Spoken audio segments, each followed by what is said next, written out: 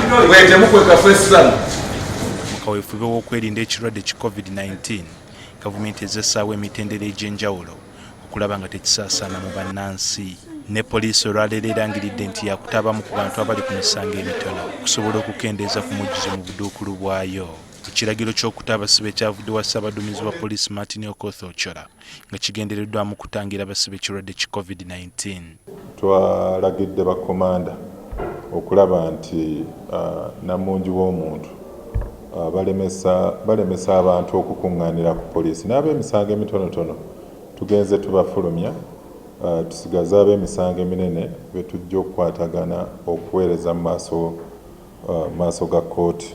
Kinajjukirwa nti gye buvuddeko kkooti zaayimiriza okuwulira emisango okumala ennaku 32 olw'ekirwadde kyekimu ki COVID-19. Mu kaweefube y'omu poliisi era ekubiriza abantu naddala abali mu kabiko okufuna ekirwadde kino amangu ng'abakadde okusigala ewaka bwe waba tewali nnyo kibeetaagisa kutambula. Waliwo n'akakiiko ak'enjawulo akatondeddwawo okussa okumanyisa kuno mu nkola. Okusigala awaka kukuyamba nnyo obutafuna kirwadde kino.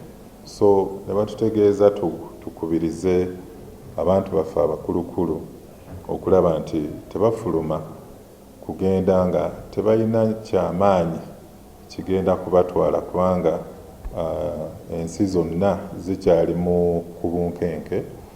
Batubuulidde nti waliwo abantu okuli bannannyini mabaala ne bannaddiini abeefudde nampulira zibi eri ebiragiro ebyayisiddwa gavumenti. Bano babalabudde.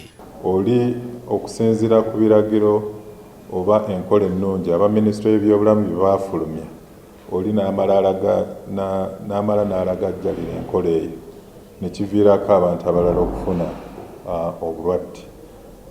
Tumuteekako omusango guno guli wansi wa penal code akatundu 171 era oli bwe guba nga gumusse mu vvi bamusiba emyaka 7.